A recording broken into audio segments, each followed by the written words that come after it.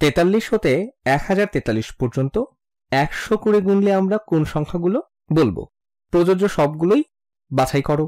তাহলে আমরা এটা করি। চলো আমরা 43 দিয়ে শুরু করি এবং 43-এর সাথে 100 যোগ করতে থাকি। তাহলে যদি আমরা 43-এর সাথে 100 যোগ করি আমরা পাবো 143। এখন আমরা এর সাথে 100 যোগ করতে থাকবো। যদি আমরা আরেকটি 100 যোগ করি এখন আমরা পাবো 2টি শতক এবং 43 অথবা 243। এখন আমরা এর সাথে 100 যোগ করতে থাকি। তাহলে যদি আমরা আরো 100 যোগ করি এখন আমরা পাবো 343।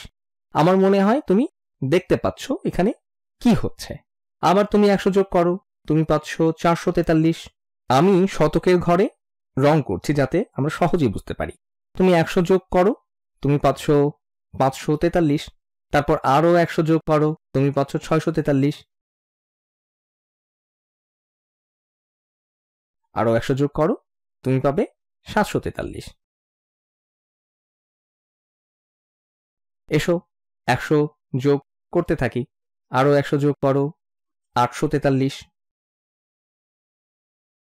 আরো 100 যোগ করো, তুমি পাবে 943।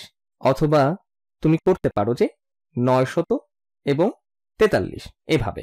অথবা 9টি শতক, 4টি দশক এবং 3টি একক। এবং চলো আরো একটি 100 যোগ করি। তাহলে যদি তুমি আরো 100 যোগ করো তাহলে এটি হবে 10টি শতক এবং 43। কিন্তু 10টি শতক বা 1000 একই। তাহলে আমরা এটাকে পড়তে পারি 1043 এবং আমাদের এই পর্যন্তই গুনতে বলা হয়েছে। 1043 এবং 10টি শতক ও 43 একই কথা। তাহলে যখন আমরা 43 থেকে 1043 পর্যন্ত গুনেছি তখন এই সংখ্যাগুলোর কোনগুলো পেয়েছিলাম? তো আমরা 44 পাইনি, আমরা 123 পাইনি, আমরা 143 পেয়েছি, আমরা 543 পেয়েছিলাম, আমরা 843 পেয়েছিলাম।